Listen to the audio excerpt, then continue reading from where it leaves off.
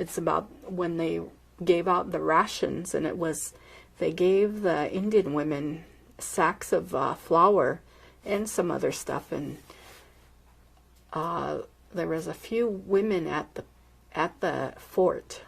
I don't know if they were like missionaries or wives of some of the soldiers, officers or something, but they gave them a demonstration on making bread and like biscuits, and they gave these sacks to these the Crow women, and then they took them back to the camp, and then his mom gave him that sack and said, "We don't know how to cook like those white people. We don't have any of the things that they use to cook, like the frying pans or Dutch ovens, whatever they had, their pots or whatever they had. They didn't have that because they used the fire, and they also cooked in the ground and stuff. And so she said, we don't have any use for this flour. Go take it out in the hills and throw it out, but make sure you bring me back that flour sack."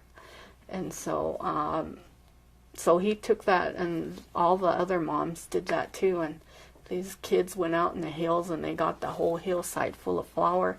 They were covered with flour. They were having fun with that flour, and then they got tired of it. So then he brought his sack back to his mother, and she washed it out and said, "I need this material. I'm going to make the binding on the elk tooth dresses. You know, that little binding?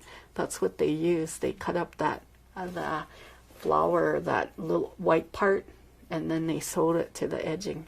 And then right here, that's what they used. And on the edge of the dresses. So that's what they, and I think, and then the women at the fort, whoever they were, the officers' wives or the missionaries, seen those kids covered in flour and what a waste of food that was, and they complained to the Indian agent.